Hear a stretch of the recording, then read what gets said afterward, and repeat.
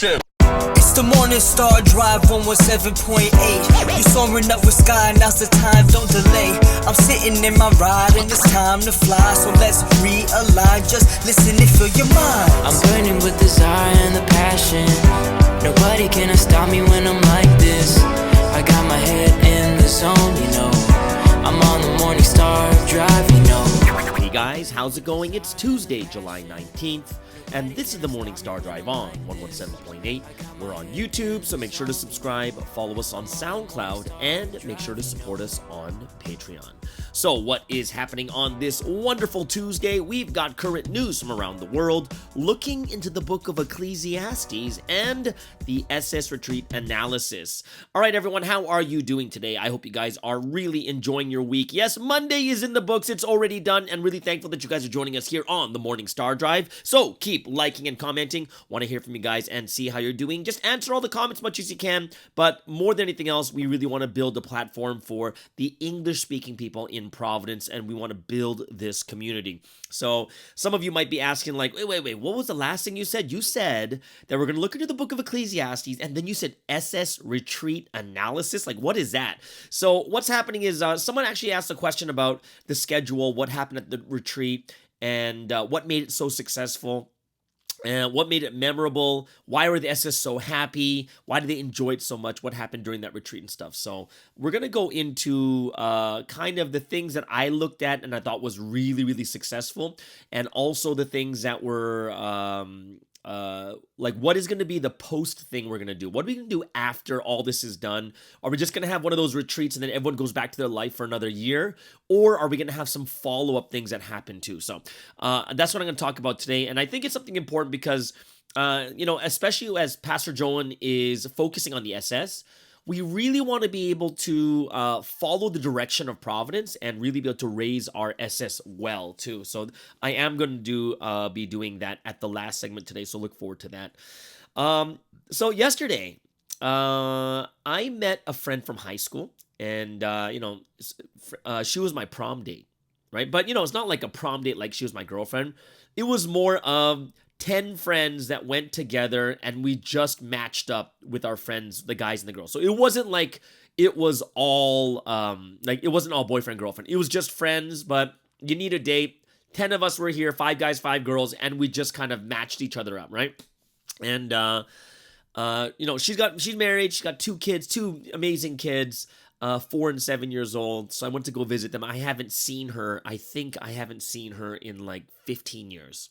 15 years I haven't seen her. So it was pretty crazy. I went to, met the husband, met the kids. Really, really amazing. But at the very, very end of it is really interesting because, here I am, same age as her, right? And she's married, 2 kids, whatever it is. But here I am, not married, and her brother is someone who is just really, really good to me, and he knows everything about Providence. And actually, her brother actually volunteered for one of our GACP events in Canada, so he helped out with our organization, like with Providence stuff like that too. And so she knows a lot of the things that are going on with it. And the topic of marriage came up. It was quite interesting. And a lot of different things. Like she talked to me about going to therapy, but not therapy as in I'm crazy. Therapy as in sometimes people need someone to talk to be able to kind of flesh out what are the issues we're dealing with, right? So, she was talking to me like, oh, maybe you have intimacy problems, or maybe you have a very hard time opening up. Maybe something happened with you and your family, or something along that line, right? And I'm not going to say any of it was wrong. It was just like, oh, that's really, really interesting. And, she brought up, maybe you're going through a midlife crisis. I was like, well, I don't know if I'm in a midlife crisis because I'm just, for me, if I were to be honest with you guys right now, I'm just going through transition. Like I went through 20 plus years of running full-time Providence, lecturing or pastoring, missionizing. I did 20 plus years of that. And now I've had this almost a year break from the end of August. So basically until September, it's going to be 1 year of basically taking a break. And it's not a full break because, I'm doing the podcast, I'm doing the YouTube channel, I'm doing a bunch of other stuff like that too. But it's still a year off kind of thing, right? Like not running full-time directly. And in my, for this year, a lot of the things in my head is, okay, here I am on a full transition. What am I going to do next? I have no idea, because in my head I'm like, I don't know if I want to be a head leader anymore. Like, I don't know if it really fits me. I don't know if I want to do this or that. Like, what do I really want to do? And I have a lot of time to think about things, and I have a lot of time, and I was just explaining to my friend, like, yeah, I got a lot of time. It's a big transition for me. I'm not sure what I want to do. And she's like, well, does that mean you want to leave church? I'm like, no, I'm not leaving church. It's just more of, I don't want to do like pastoring and that type of stuff, right? Like directly inside of a church kind of thing. I was like, I want to try something different. And, even for me over the last year, I started trying new things. Like, for instance, like doing crypto. I was like doing crypto. I'm like, okay, and just trying it out. Now I'm helping out a crypto project team. Well, all these different things. I'm just, I'm trying things out because I'm like, what do I want to do? What do I really, really want to do? And I'm not sure. I'm really not, right? There's so many options to the point it's too many options. I don't know what to pick. And but she kind of spoke to me about, hey, you should date. I'm like, well, I haven't dated before. She's like, well, you never know how good dating is until you try it. I was like, that's true. It's like, because even in Providence, it's just like, take action. You'll never know. You'll never understand the experience until you get, until you actually do it. But of course, it's something way different in Providence, right? Like, we're not dating, right? But she's like, just try dating, try this, try that. I was like, yeah. And it was, I'm going to be honest with you guys here. It's a little bit frustrating, not because of what my friend was saying, is because I can't say everything. You know what I mean? Like, I can't talk about face stars. I can't talk about what Providence believes. And, basically the advice that my friend gave me was perfect for someone who's not in Providence. Yeah, that's what it was. It was I'm nothing. She got nothing but love for me. I love her too, and it was perfect advice for someone not in Providence. It was good, but it was just really hard because I'm not. Every time if I keep bringing up Providence stuff, every single time I would have to explain more. Well, this is what a face, and this is what we believe, and this, and it was just too much for me, right? And it was just really weird. Like, this is the first time I was actually getting to more in-depth talk with someone, like even from Providence. Like, this is like one of those times of just talking openly, right? And it was really interesting because I was listening to a podcast, and the statistics were saying that the biggest reason why people divorce is usually different philosophies in life, which means usually like it's politics or religion. Like, those are the two big things, right? And these are the things that crush marriages because, like, if you think about this, a lot of people say, oh, you can marry anyone you want. But if you want to have a successful marriage, the philosophies in life have to align, right? In order for it to be that successful. Like, it's, of course, not 100%, but we're talking the vast majority. Because imagine you're someone, like, say abortion's a big topic right now. Imagine you're someone who thinks, as in Providence, we believe it's a life and it's wrong to get abortion, and it's something, we believe in a certain way, but then the person that you marry is completely for it. Imagine how, if they're extreme, like until the point the baby comes out of the womb, they are going to be, they can be aborted. Like, you'd have arguments.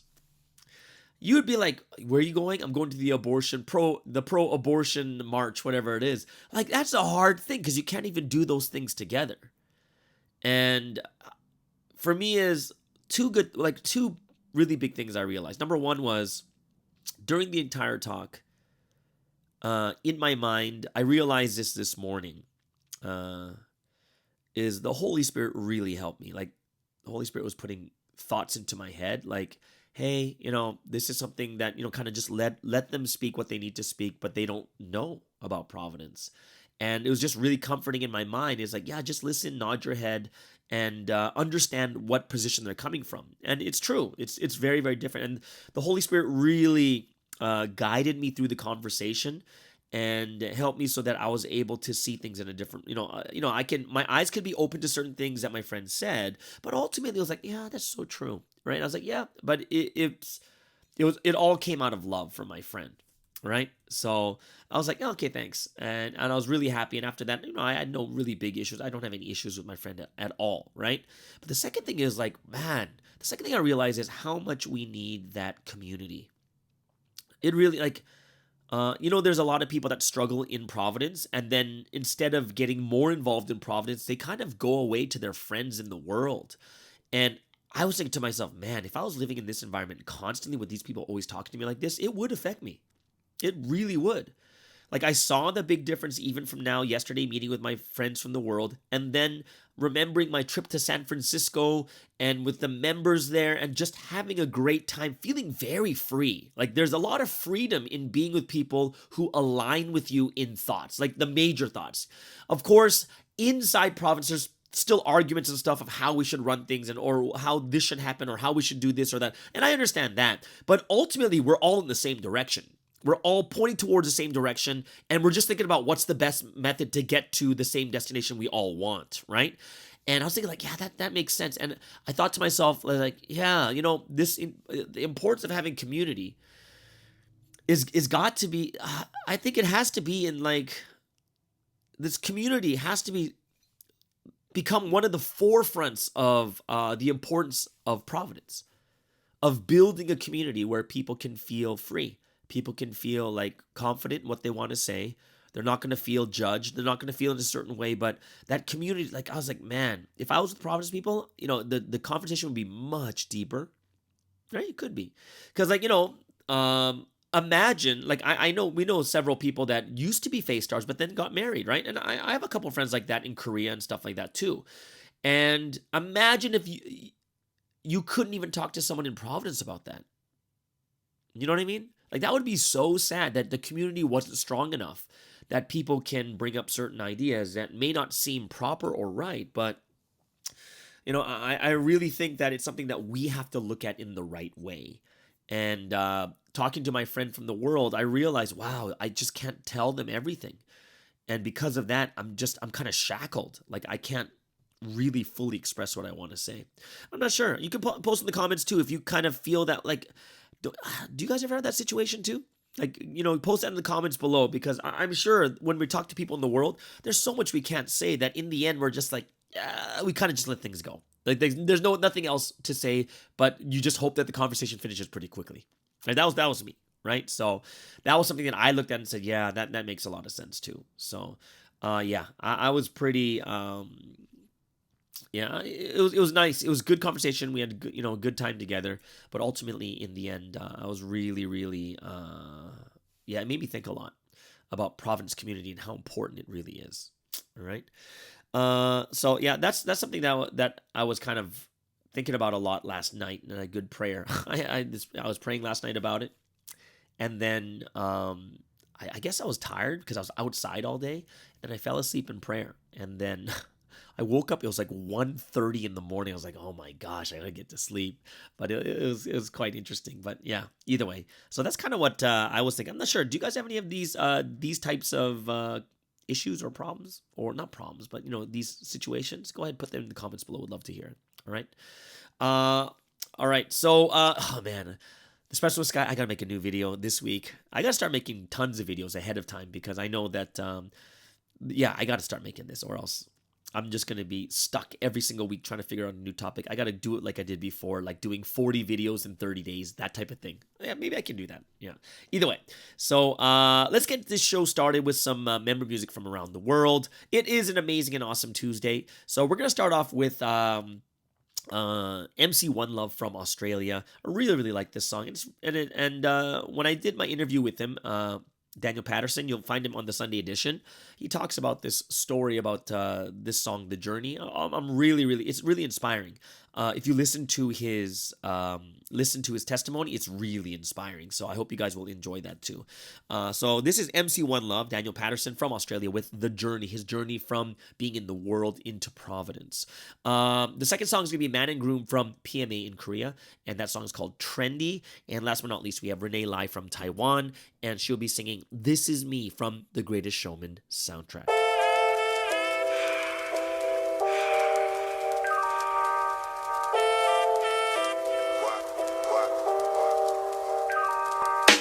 Poverty and anger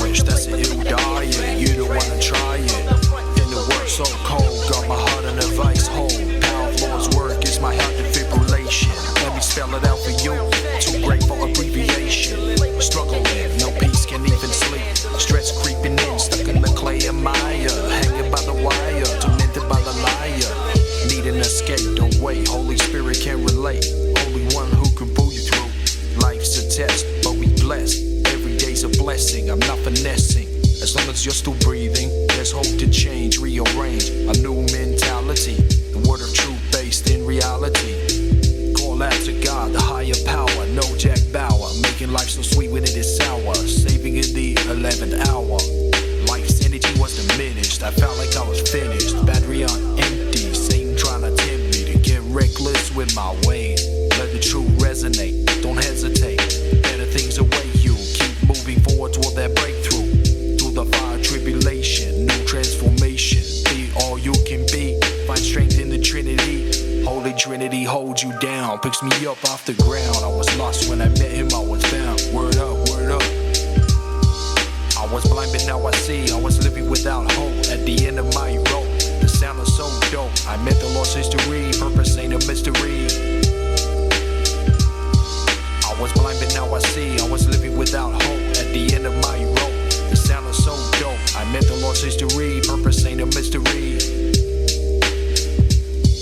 My state was incomplete. Had to bow down at his feet. Seen some dark nights out there on some cold streets.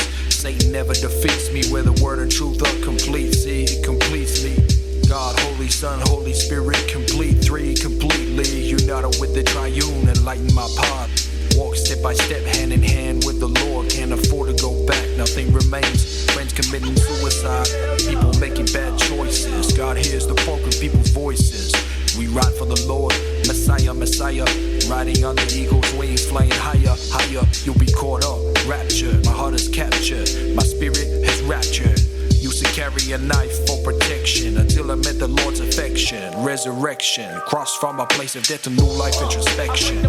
Asking what's life's purpose made me nervous, no longer feel dead. I'm in love with the one holding the key to life everlasting. Hear it in your speakers blasting.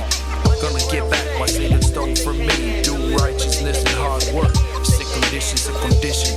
Facing my fears, Trinity hears my petition. Taking action on the word, promises coming to fruition. Rising up to a higher level. You can hear it in the bass, you can hear it in the treble. I was blind but now I see. I was living without hope at the end of my rope. The sound was so dope. I met the Lord's history. Purpose ain't a mystery.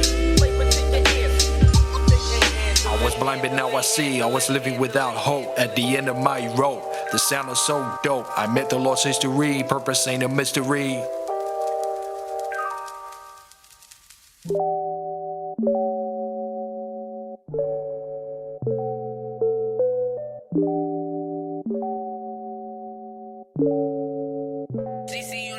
친구들 다 인스타만 나는 답하 시간조차 아까운 게 강박증인가 봐 여자 사람 친구에게 온 선팔 애답하기도 싫은 내가 너 미사 멋진 옷 멋진 차 멋진 홈 멋진 꿈 멋진 덤이 전부 다 거짓말이지만 알면서 또 속아 넘어가는 게 예의상이 돼버린 일상이 너무 신물나요 마치 버블껌처럼 금방 질릴걸 현실 감각 떨어져도 팔로워는 오르고 언팔당한 너무 속상해서 잠 못 이루고 이게 반복인데 유행 따라갈란 이 피드 또 I don't wanna refresh 근데 패션 개시 그래 멋진 옷이 올라오는데 이걸 이렇게 멈춰 I'm break it down break it down break it down break it down trendy 하지 못해 대처 fairly 끊지 못해 오늘의 candy 내 꿈 가는 I'm so far I'm so far 책벌레는 trendy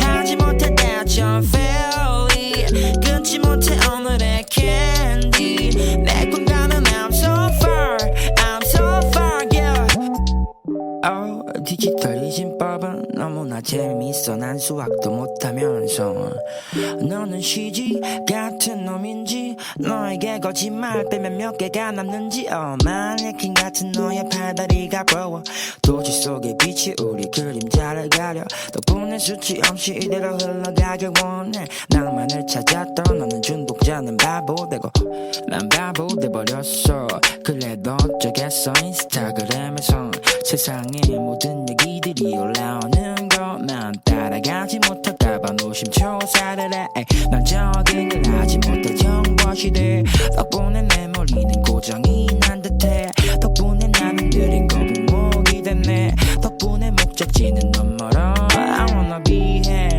멀어져 속세 근데 난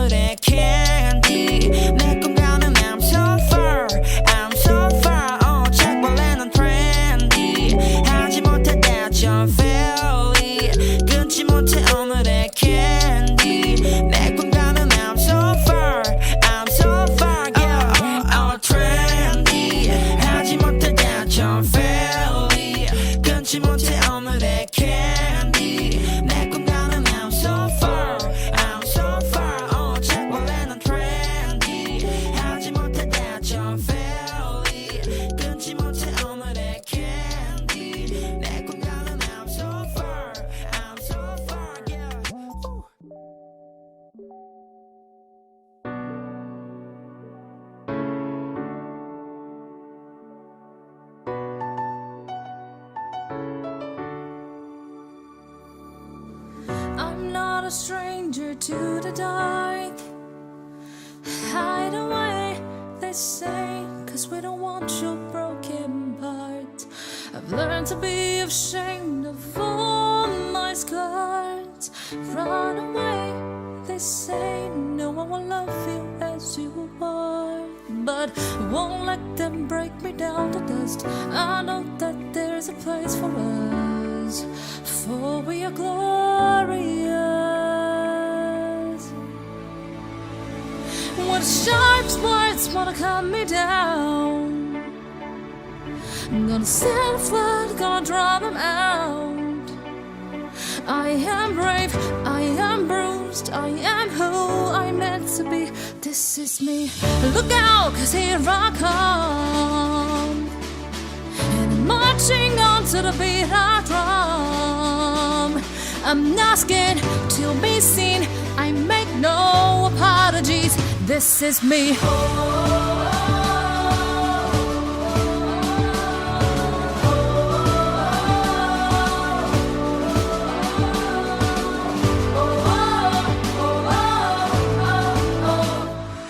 Another round of bullets hits my skin, but far away, 'cause today I won't let the shame sink in.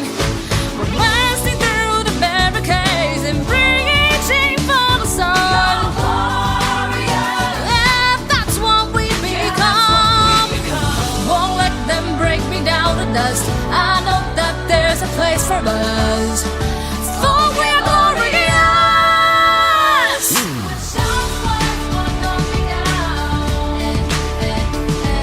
Stand a flood, gonna draw them out. I am brave, I am bruised, I am who I'm meant to be. This is me. Look out, 'cause here I come, and I'm marching on to the beat I drum. I'm not scared to be seen, I make no apologies. This is me. Whoa, whoa, oh.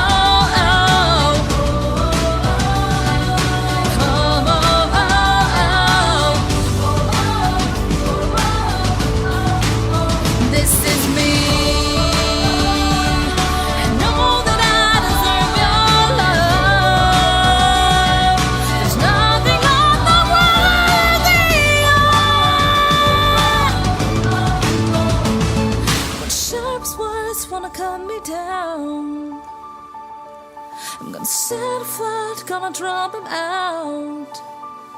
This is brave, this is bruised, this is who I'm meant to be. This is me. Look out, 'cause here I come. Look out, 'cause here I come. I'm marching on, marching, marching on. No apologies. This is me.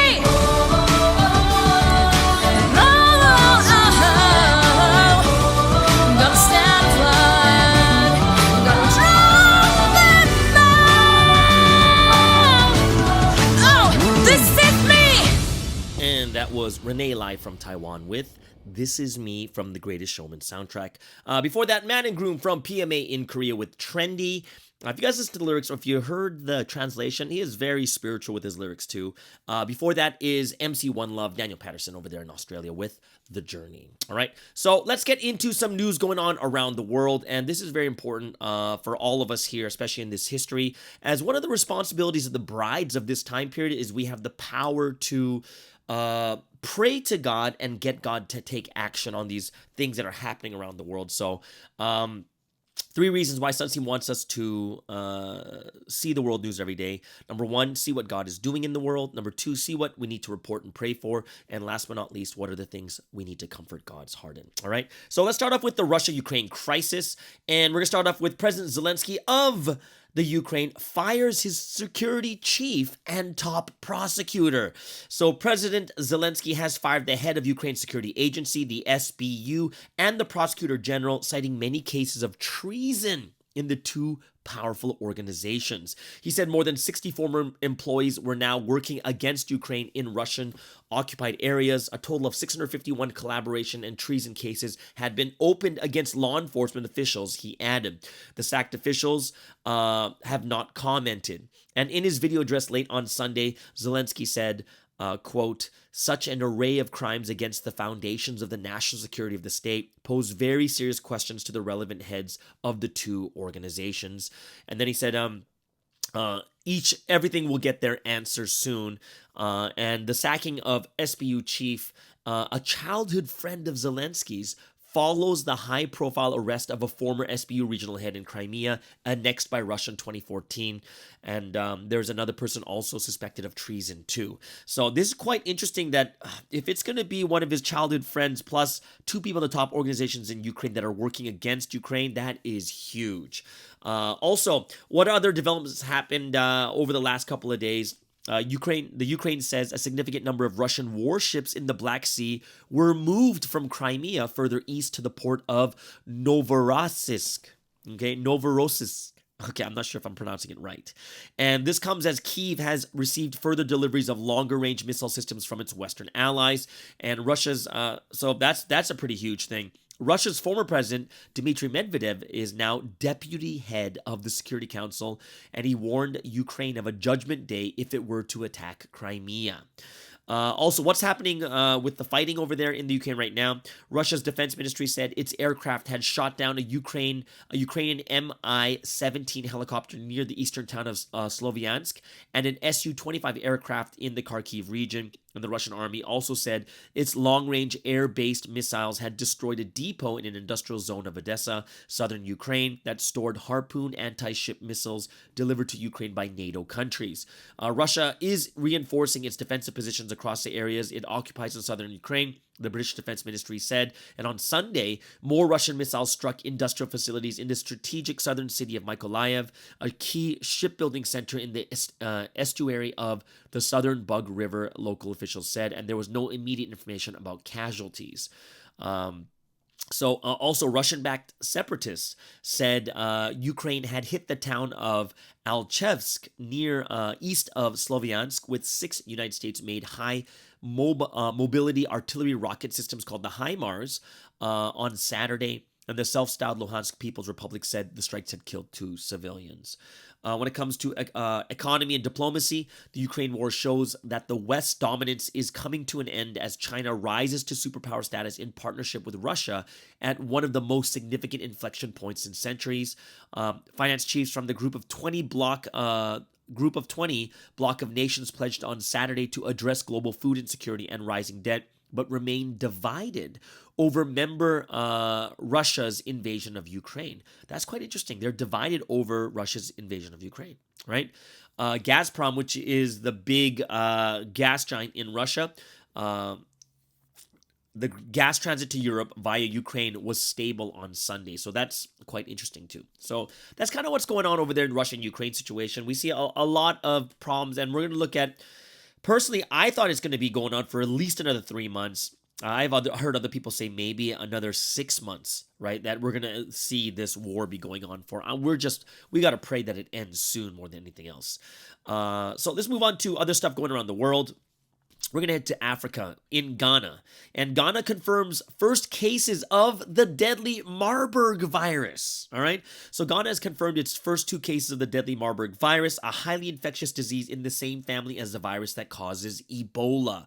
It says both patients died recently in hospital in the southern Ashanti region. Their samples came back positive earlier this month and have now been verified by a lab in Senegal. Health officials in the West African nation say 98 people are now under quarantine as suspected contact cases. No treatment yet exists for Marburg, but doctors say drinking plenty of water and treating specific symptoms improves a patient's chances of survival.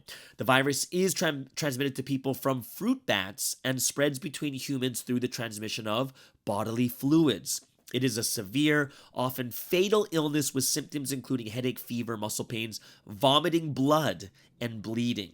So officials are warning people to keep away from caves and to thoroughly cook all meat products before consuming them. In Africa, previous outbreaks and sporadic cases have been reported in Angola, Congo, Kenya, South Africa, and Uganda, the WHO says. The first ever Marburg outbreak was in Germany in 1967, where 7 people died. So the virus killed more than 200 people in Angola in 2005, the deadliest outbreak on record according to the Global Health Body. And then we're going to come over to the U.S. about monkeypox. So we do have a Disease Tuesday, as weird as that sounds. For the U.S. monkeypox outbreak, it's not really like a huge outbreak, but the demand for vaccines outstrips supply. So U.S. health officials say they do not have enough monkeypox vaccines to cope with surging demand. The U.S. has seen more than 1,800 cases so far, though that is thought to be an undercount as testing has also lagged. And there's been growing concern about the rate at which monkeypox is spreading, especially in New York City, the epicenter of the U.S. outbreak.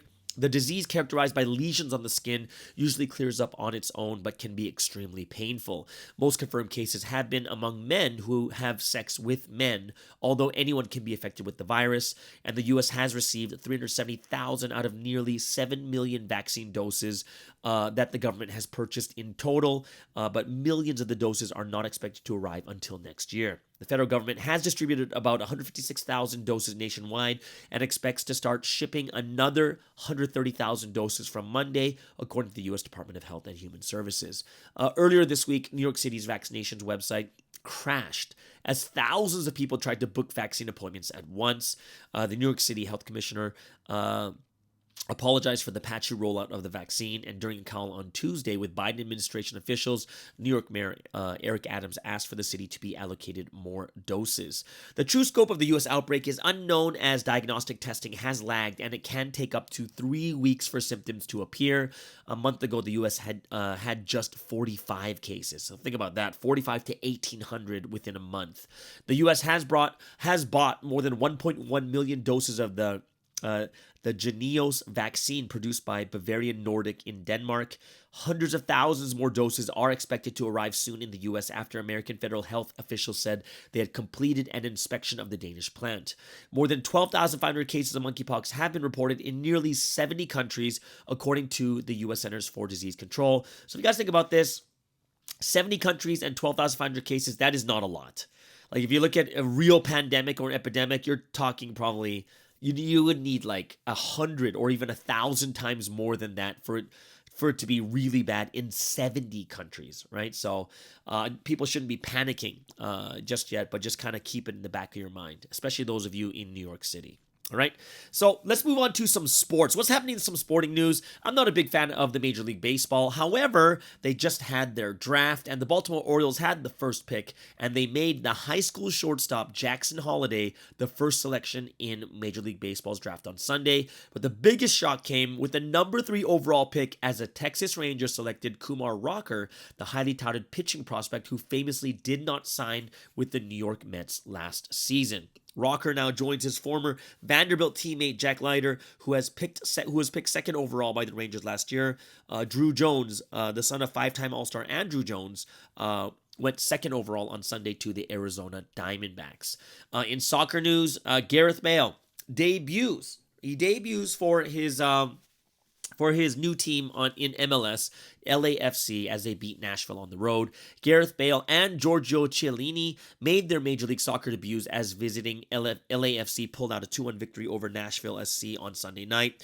There's go-ahead goals by Jose Fuentes, less than a minute into the second half to put LAFC back in first place in MLS Western Conference and in the lead for the season's Supporters Shield. So, great game and good job, Gareth Bale and Chiellini, right there. Chiellini is actually supposed to be one of the most famous national players. Not the most, but very, very famous, but he's more retired now, but he came over to the U.S. Also in women's CONCACAF, it's Canada versus the U.S. right? So Canada women's national team defeated Jamaica 3-0 in the second CONCACAF Championship semifinal of the evening on Thursday, setting up the defending Olympic gold medalists in a much-anticipated final battle against the U.S. on Monday at Estadio. Okay, so it's going to be for us here, it's going to be Monday night at 7 p.m., so it's basically going to be 10 a.m. in the morning for the rest of you guys over there in Asia. But, you know, in the Olympics, Canada beat the U.S., in a shock. It was a shock, right? Everyone was going crazy over here in Canada. But the cool thing is, whoever wins this will get like a berth into the next Olympics, I believe. So that's gonna be kind of cool. So I hope Canada really sticks it to the U.S. women's team. I really hope so, because go Canada. All right, so there it is, guys. That's the news going on around the world, and also the sporting news. Hope you guys really enjoyed that more than anything else. What is it? Did I miss something? No, I did. Oh, I did miss something. Oh, no, I didn't miss anything. I know what time it is. You guys know what time it is, right? Welcome to the Golden Time.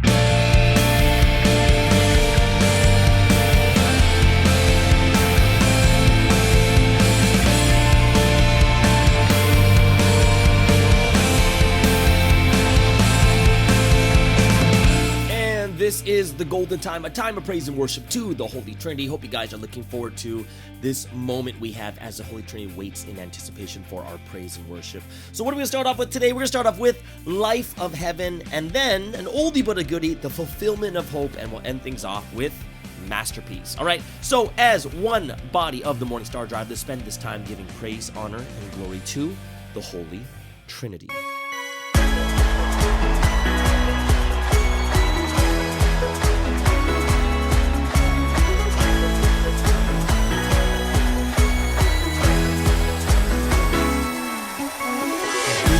Created on earth for the perfect world of heaven. We live with the Lord and all His earth, and then that's the true life of heaven.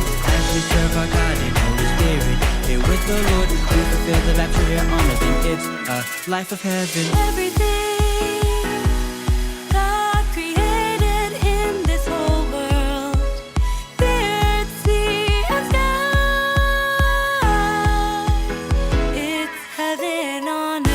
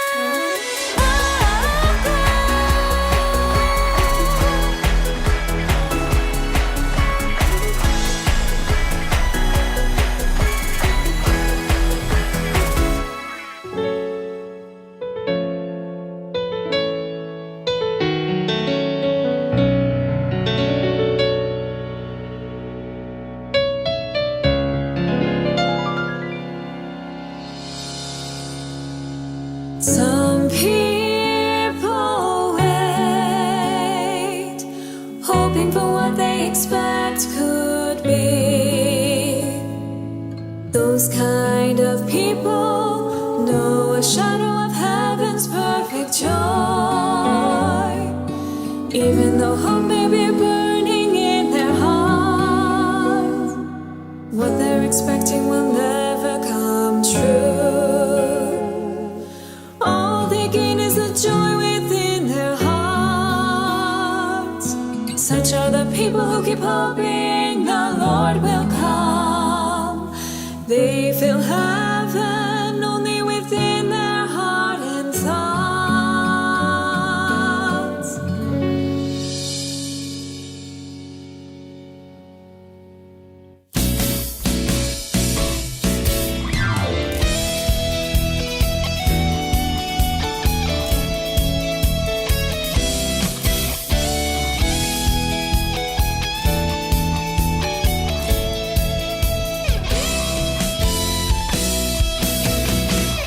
We have received the Lord, we have fulfilled our hope.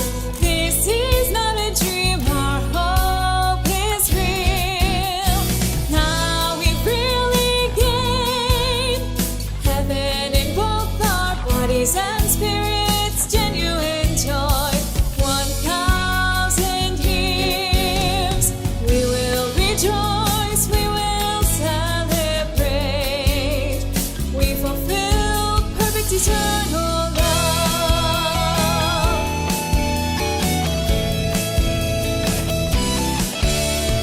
We have fulfilled our hope. Others haven't fulfilled theirs yet. Our joy is heaven, theirs is earth. What we have gained can't compare. Know this and be thankful each day. Sing it all for glory. With all your heart, will and your life. This is the best life, joyful and meaningful. Love doesn't leave regret.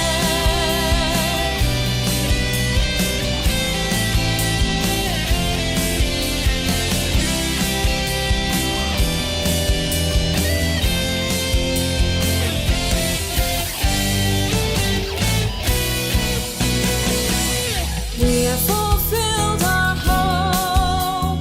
Others haven't fulfilled theirs yet. Our joy is heaven, theirs is earth. What we have gained can't compare. Know this and be thankful each day. Sing it all for glory. With all your heart, will and your life. This is the best life, joyful and meaningful. Love doesn't leave regrets. Sing it all for glory. With all your heart, will and your life. This is the best life, joyful and meaningful. Love doesn't leave regrets. Sing it all for glory. With all your heart, will and your life. This is the best life, joyful and meaningful. Love doesn't leave regrets. Love doesn't leave regrets. Love doesn't leave regrets.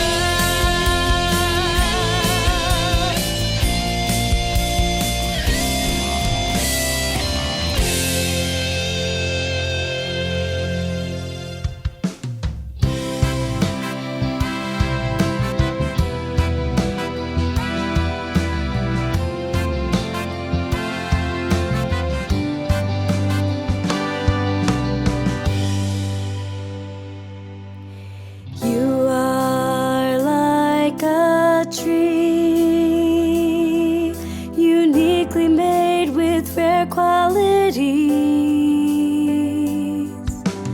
Thoughts are your roots, foundation of every action you do.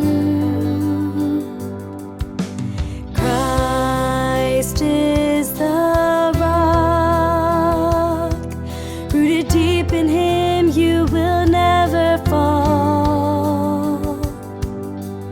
You'll reap as much as you sow, you'll bear fruit only if you Make yourself great, make yourself grand. Put in the effort, produce hand in hands. Make yourself pure, make yourself clean. Always repent like you're pruning dead leaves. Make yourself known, make yourself seen. They'll call you beautiful, valuable, a masterpiece. Uproot the weeds. Your gates of love will guard you from thieves. Like a pine tree, don't ever change, remain evergreen. You'll reap as much as you sow, you'll bear fruit only if you make yourself great, make yourself grand. Put in the effort, produce hand in hands. Make yourself pure, make yourself clean. Always repent like you're pruning dead leaves. Make yourself known, make yourself seen. They'll call you beautiful, valuable, a masterpiece.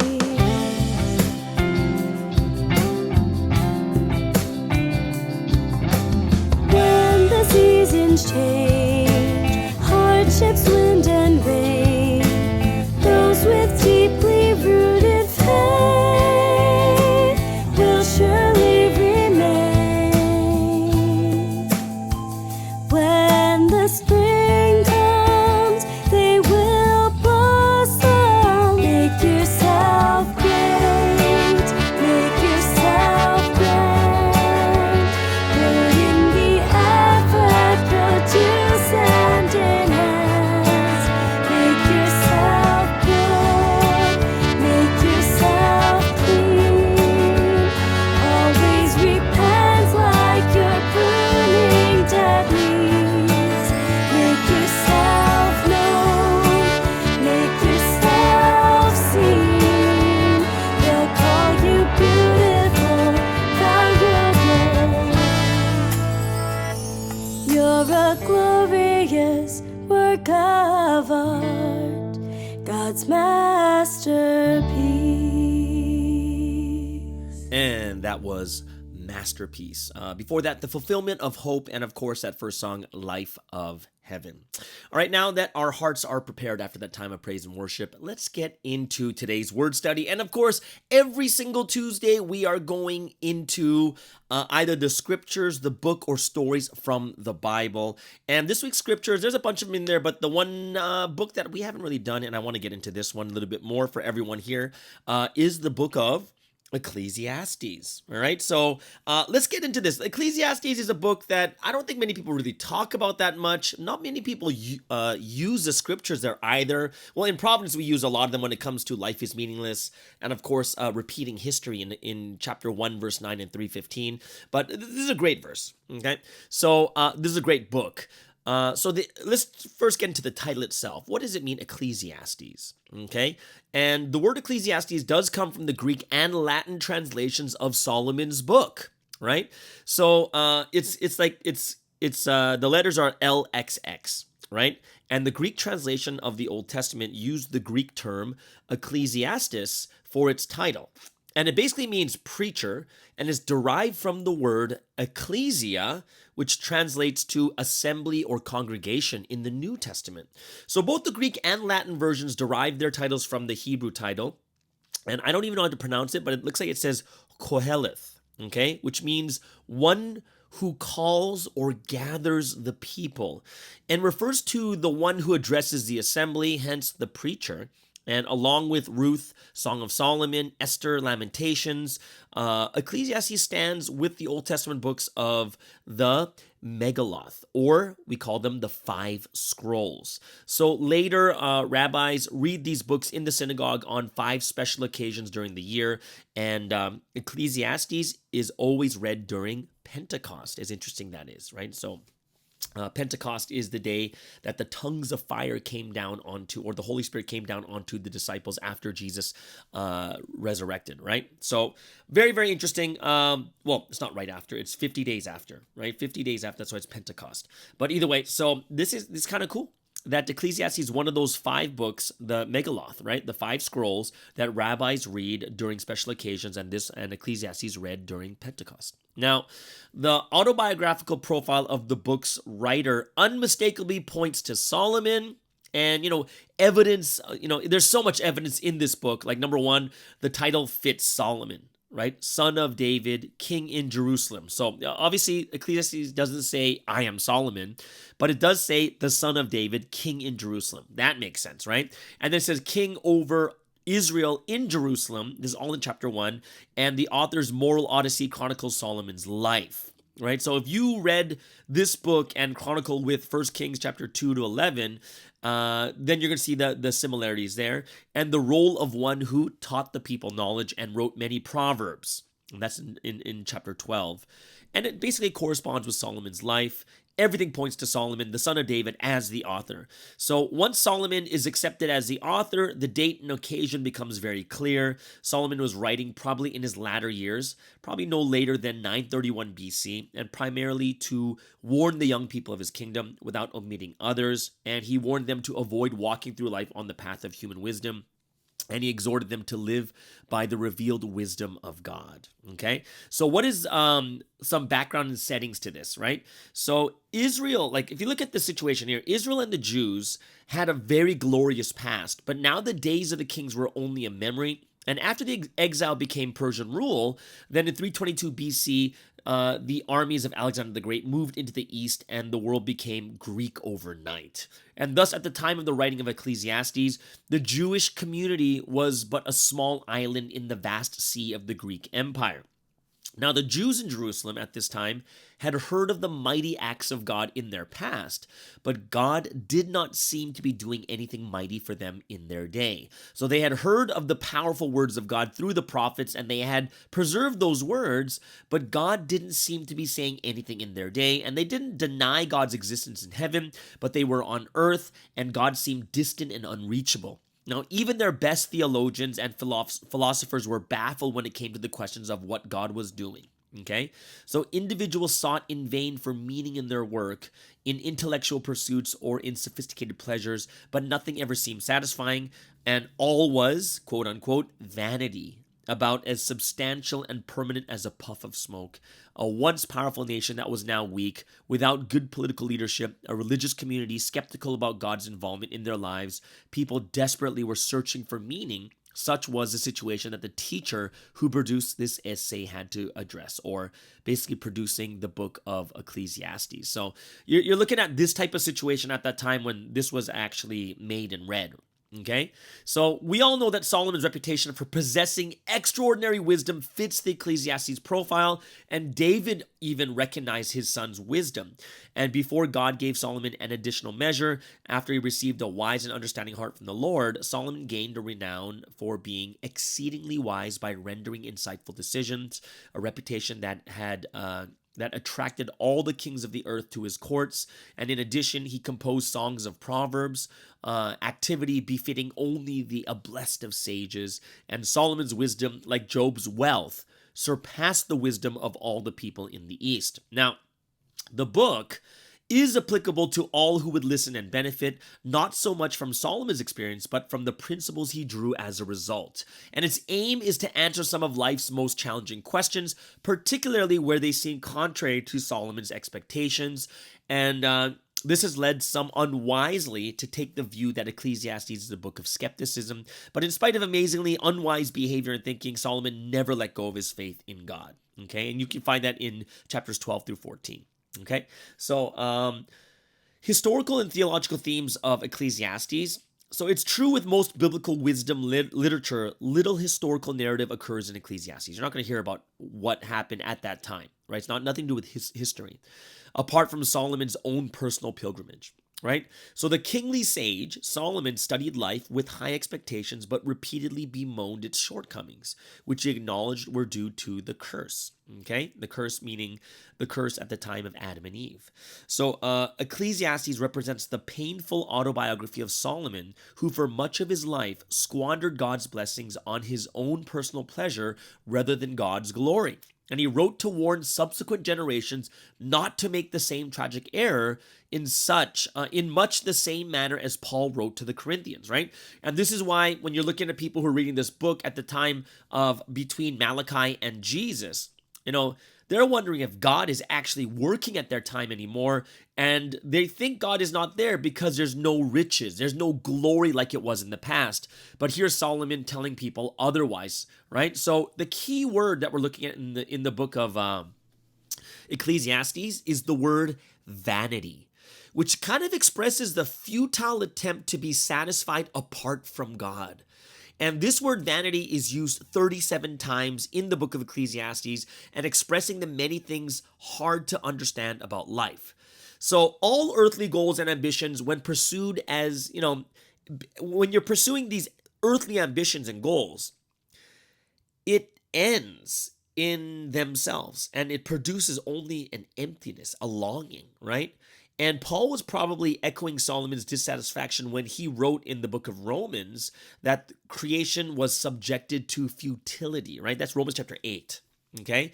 Now, Solomon's experience with the effects of the curse of Adam and Eve led him to view life as chasing after the wind. So Solomon in the book of Ecclesiastes, Solomon asked, "What profit has a man from all his labor?" And a question he repeats in 3 chapters. Right? So the wise king gave over a considerable portion of the book to address this dilemma. The impossibility of discovering both the inner workings of God's creation and the personal providence of God in Solomon's life were also deeply troubling to the king, as they were to Job. But the reality of judgment for all, despite many unknowns, emerged as the great uncertainty. So in light of this judgment by God, the only fulfilled life is one lived in proper recognition of God and service to Him. Any other kind of life is frustrating and pointless. So a proper balance of the prominent, enjoy life theme with that of the divine judgment tethers the reader to Solomon's God with the sure cord of faith. Right? It's all tied to faith. So for a time, Solomon suffered from the imbalance of trying to enjoy life without regard for the fear of Yahweh's judgment holding him on the path of obedience. But in the end, he came to grasp the importance of obedience. So the tragic results of Solomon's personal experience, coupled with the insight of extraordinary wisdom, make Ecclesiastes a book from which all believers can be warned and grow in their faith. So this book shows that if one perceives each day of existence, labor, and basic provision as a gift from God and accepts whatever God gives, then that person lives an abundant life. However, one who looks to be satisfied apart from God will live with futility regardless of his accumulations. And you can see why this becomes a very important book, especially for those Jews that were always looking back and reading the Bible of their glorious past, but they were living at the time where they were just a small drop in the ocean of the Greek Empire, and they were kind of nothing to the world, right? So this is why this book became so important. And I think it's something that people who are, even in Providence, sometimes we get caught up in looking for the success of money and fame and fortune or whatever it is. They want to provide more for their family. They want to be more rich. They want the bigger house or whatever it is. It's a good book to read because here's someone who has seen everything, right? He has seen everything. And I hope it's something that we can really understand at a much higher level too. And it's a book I do believe that we have to reach when we start to become, when the vanity of life comes in too deeply, right? So the author's declaration that all is vanity, it basically envelops the primary message of the entire book. So the word translated vanity is used at least in 3 different ways throughout the book. And in each case, it looks at the nature of man's activity under the sun. And the first translation, it looks at this vanity talks about all the work you do under the sun is fleeting. It's worth, it's here today, gone tomorrow. It's just a transitory nature of life, right? All the things you gain, all the things you have, it's just transitory part of life. The second one is it talks about being futile and meaningless, right? So the second definition, or the second kind of message the word vanity brings out, is things are futile and meaningless, which focuses on the cursed condition of the universe and the debilitating effects it has on man's earthly experience. So this is talking about the curse of Adam and Eve because they committed the fall, that everything is futile and meaningless because it's from the curse of Adam and Eve, the fall. And last but not least, this vanity is talking about something that's incomprehensible or enigmatic, which gives consideration to life's unanswerable questions. So Solomon uses the word vanity and draws upon all three of these meanings in Ecclesiastes. So while the context in each case will determine which meaning Solomon is focusing upon, the most recurring meaning of vanity is incomprehensible or unknowable, referring to the mysteries of God's purposes. And Solomon's conclusion to fear God and keep his commandments is more than the book's summary. It is kind of the only hope of the good life and the only reasonable response of faith and obedience to the sovereign God.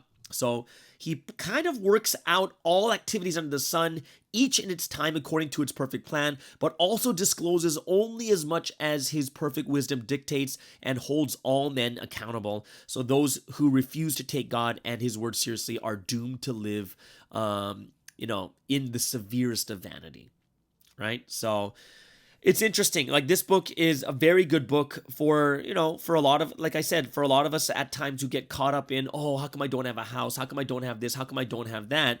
But here is Solomon stating that what the best thing is, accept what God gives us, right? Because all of it's meaningless anyways. It's all in vain. All these things that you're working so hard for, in the end, without God, trying to get this meaningful life without God, it is impossible, right?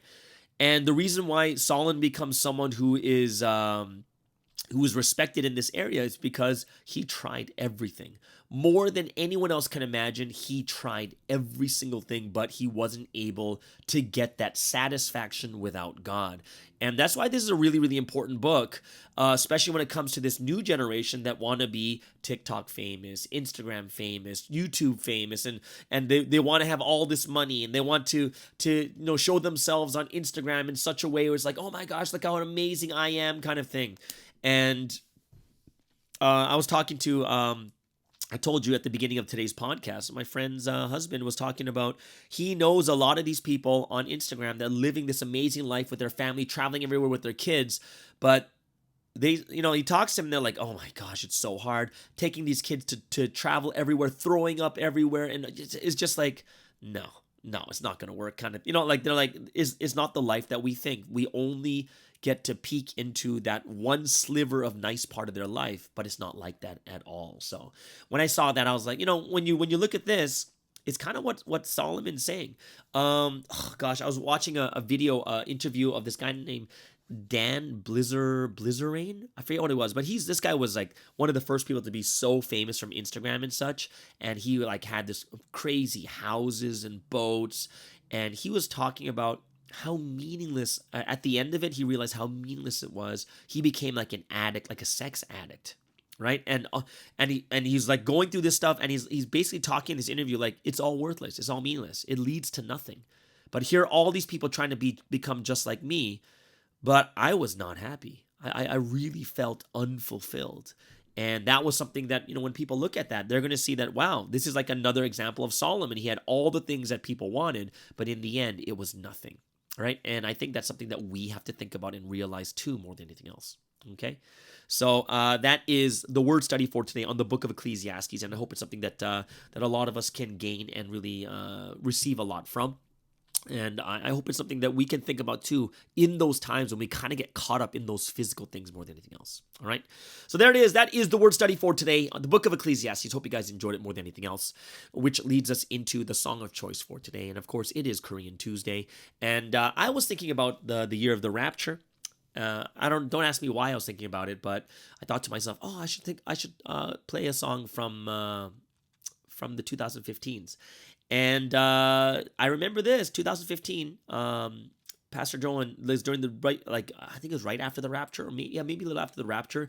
Pastor Joan was talking about why the Korean group Big Bang was so popular, right? And she was talking about they're so good at dancing, they're very good at singing, and this is why they're popular. And I think she was bringing this up in the education after service because there were a lot of young kids like too into Big Bang and stuff.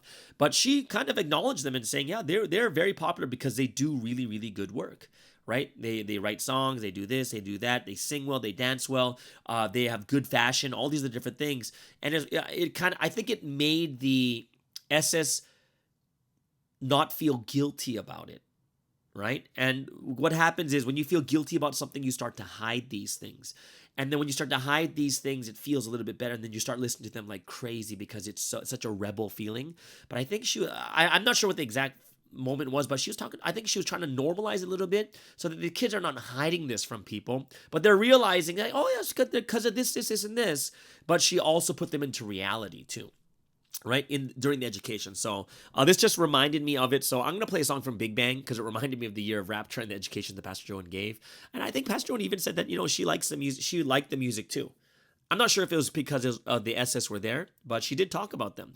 And she knew the song. So I was like, oh, wow. So she even knows the songs there too.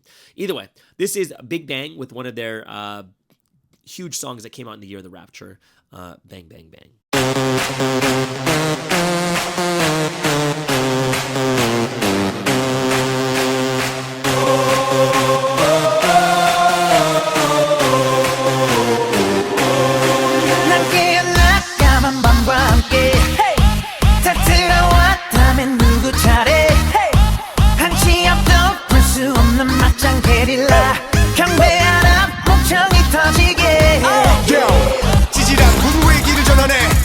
감추지 못하게 해 남자들의 분위 여자들의 가식 유머를 자신감이 불만해 난 보란듯이 너무나도 뻔뻔히 네 몸속에 파고드는 알레르기 이상한 정신에 술렁이는 천지 오늘 여기 무법지 난 불을 질러 심장을 태워 널 미치게 하고 싶어 D.I.G.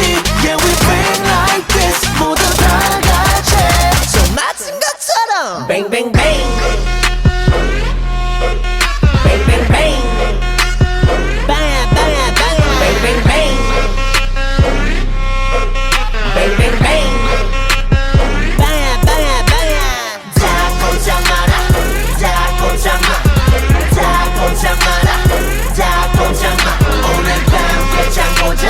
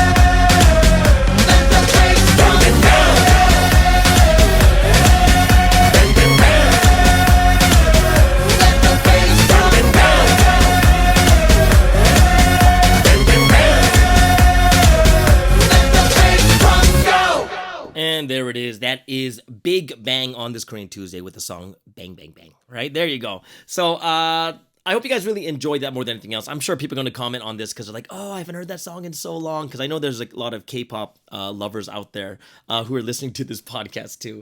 But that leads us into the last segment for today. And I was going to do the question and comment, but I had this really good request from someone who wanted to know about the SS retreat, the National SS retreat that I went down to in San Francisco. And like, I think there was like 25, 30 kids that came down. And we had this crazy retreat in the sequoias, like deep in the woods. It was so crazy because just to get there, it's like 5-hour drive from San Francisco.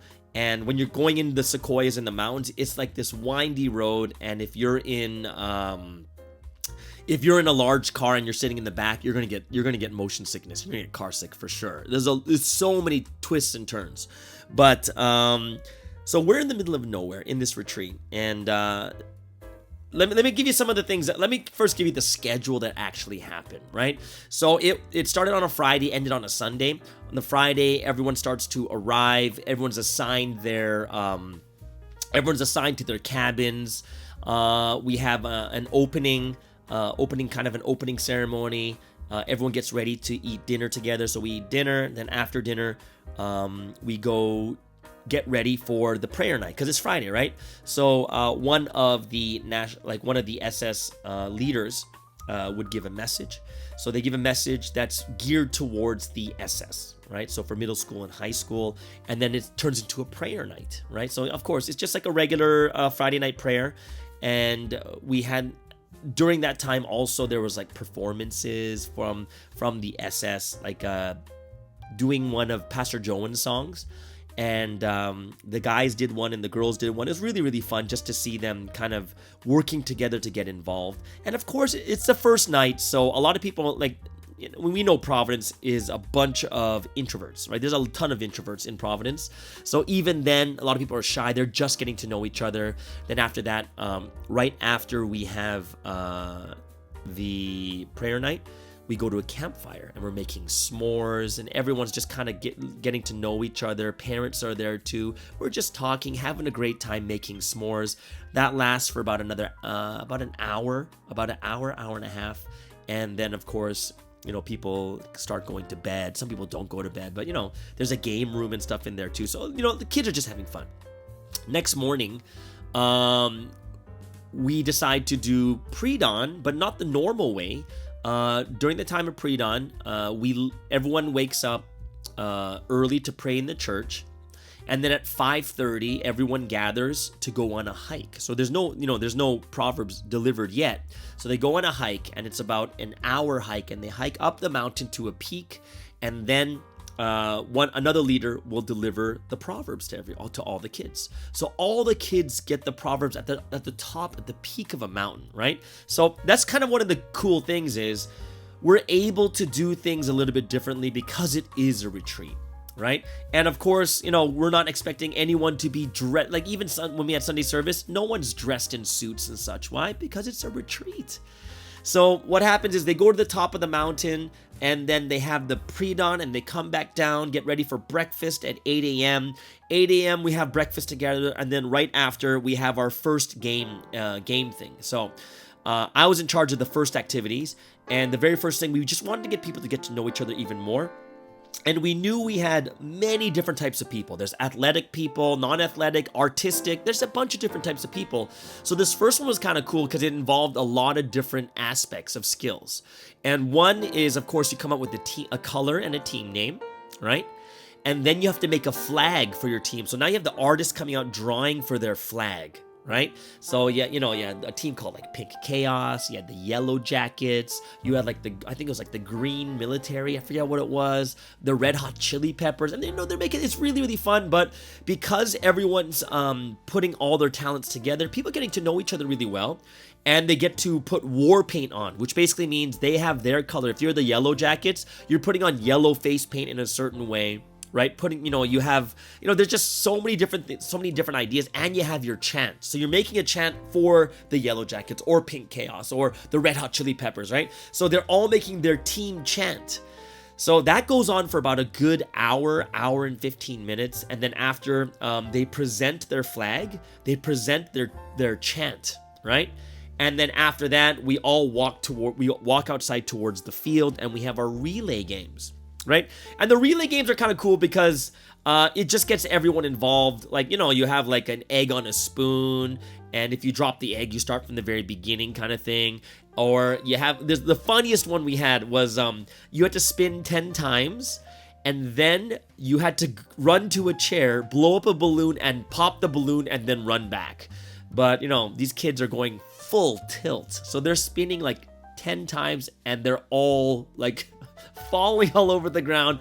They can barely, some of them can barely sit because they're so dizzy. We had like that type of thing. We had like we like all these different types of events where it's just fun and short. And of course, these teams are getting points for every time they win and stuff like that too. Then at the very end of that one, we have like a watermelon eating contest. So one person from each team comes up, and they're gonna do a watermelon eating contest, and they have like 2.5 minutes to eat as much watermelon as they can, and then they pick a winner from that too.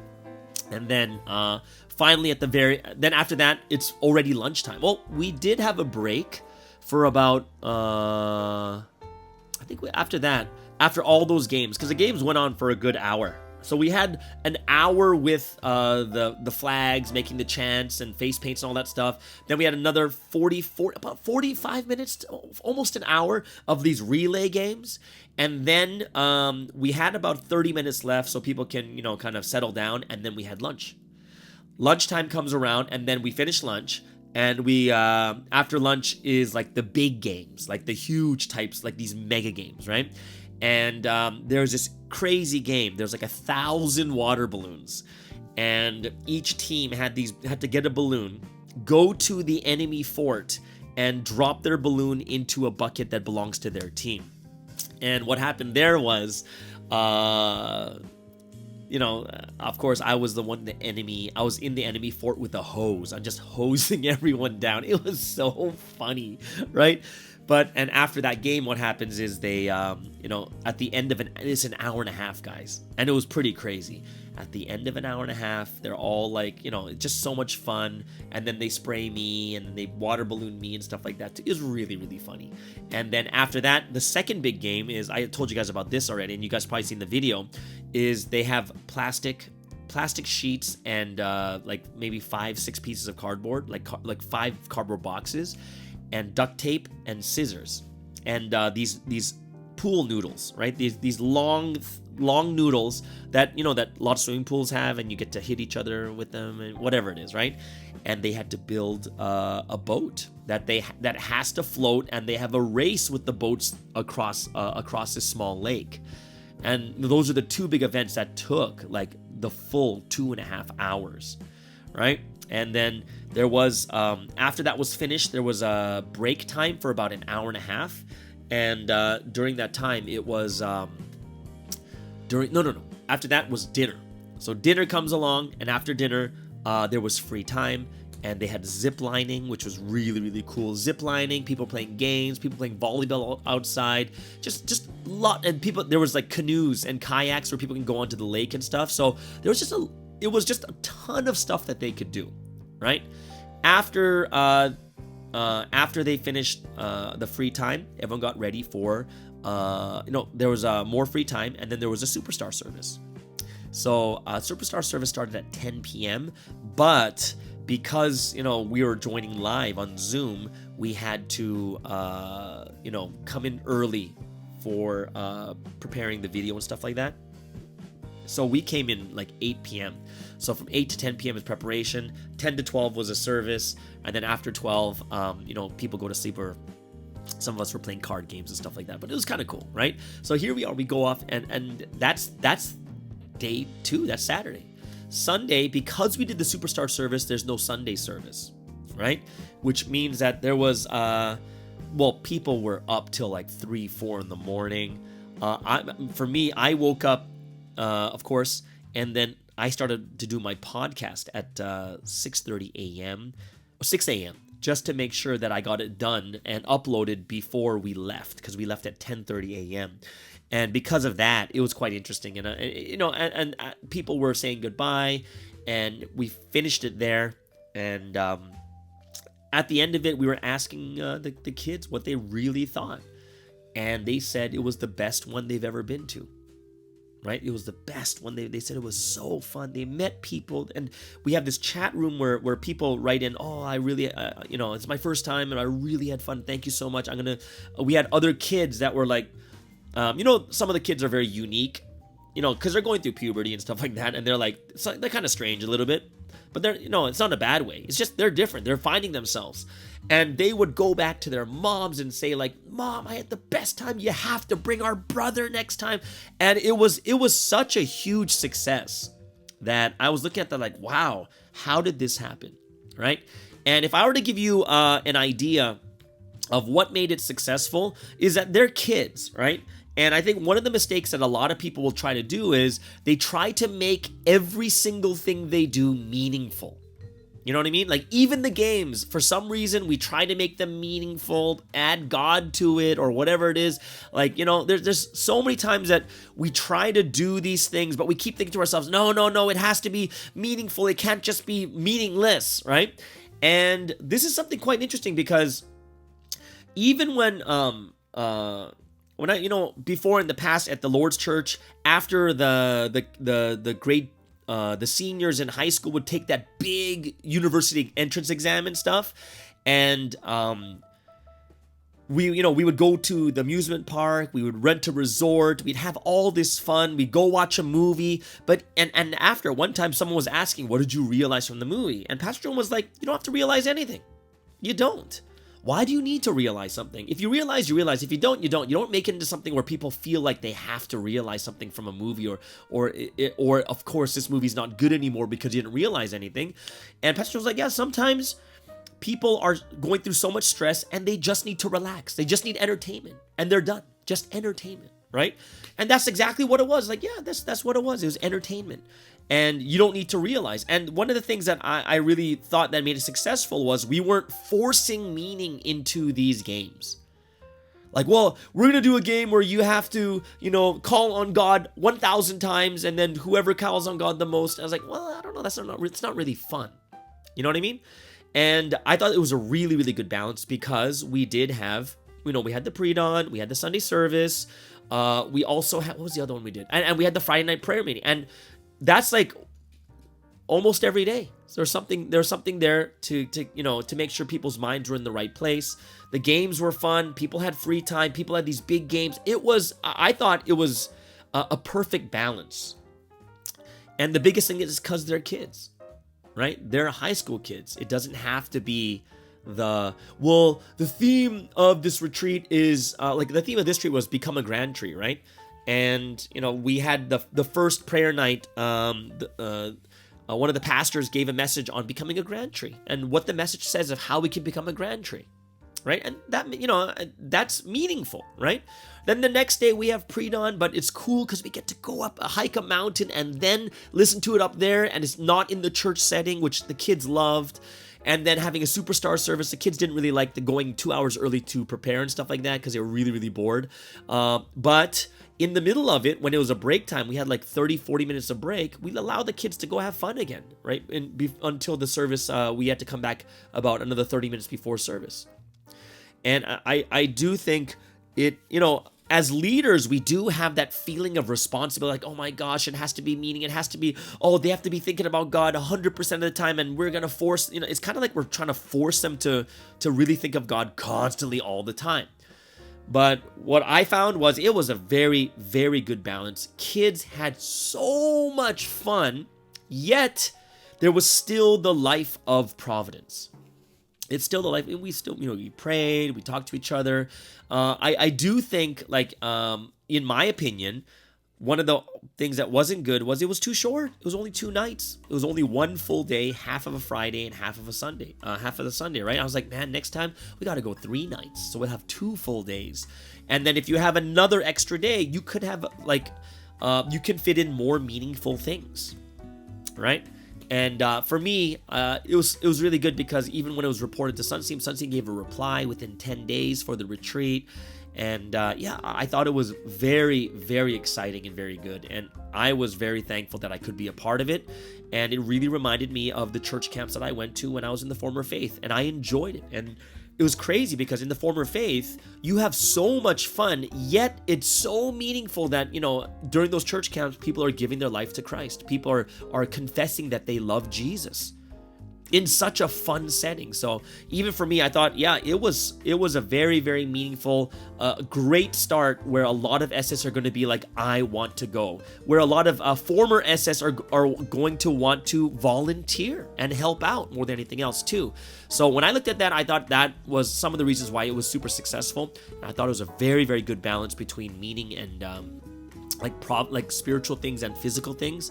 And you know, for me, I'm like, man, I want to go again. Even I, just as an organizer, want to go again because just seeing how happy the kids were, that was amazing.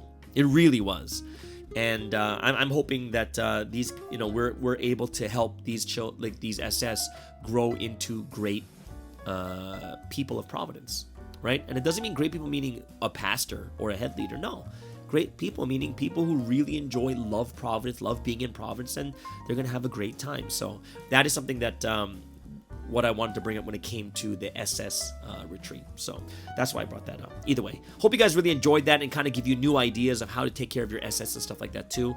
Yeah. All right. So that is the end. And that is the final segment for today's podcast. Hope you guys really enjoyed it more than anything else. Everyone, have an amazing and awesome Tuesday. And then we'll see you guys again tomorrow on the Morning Star Drive on 117.8.